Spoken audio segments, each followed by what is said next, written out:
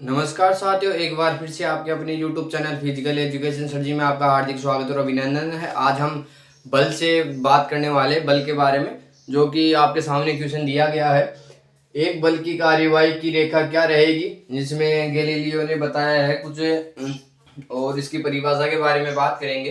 तो चलिए, क्या रहेगा एक बल की कार्यवाही की रेखा क्या रहेगी। तो चलिए इसको पहले डेफिनेट करते हैं, देखते हैं क्या रहेगा ये।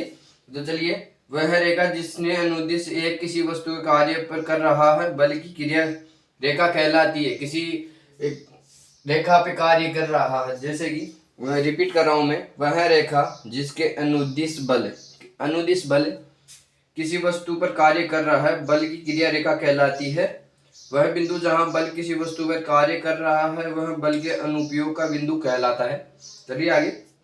जो संपर्क में दो वस्तुओं की सतहों को बीच सापेक्ष गति का विरोध करता है और सतहों के साथ कार्य करता है, घर्षण कहलाता है।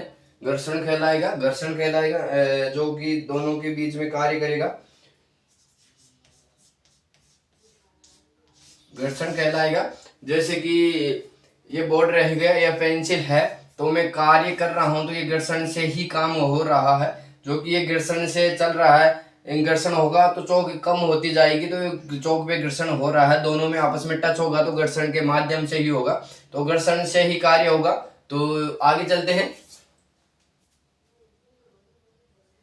अब चलते हैं गैलीलियो ने क्या कहा है।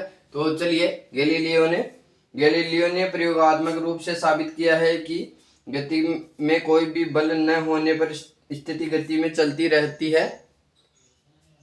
वह ध्यान दे सकता है कि जब कोई गोला झुके हुए तल की लुढ़का रहा है तो उससे लगने वाला गुरुत्वाकर्षण खिंचाव के कारण उसकी गति बढ़ जाती है। जब किसी वस्तु पर कार्य करने वाले सभी बल संतुलित होते हैं तो कार्य करने वाला शुद्ध बल शून्य होता है, लेकिन यदि किसी पिंड पर कार्य करने वाले सभी बल असंतुलित बल के परिणाम होते हैं तो संतुलित बल शरीर को गति दे सकता है, जिसका अर्थ है कि किसी पिंड पर कार्य करने वाला एक शुद्ध बल या तो उसके वेग के परिणाम को बदल सकता है या उसके वेग की दिशा बदल सकता है। उदाहरण के लिए, जब किसी पिंड पर कई बल का कार्य करते हैं तो शरीर है निष्कर्ष निकाल सकते हैं कि शरीर पर कार्य करने वाला शुद्ध बल शून्य होगा।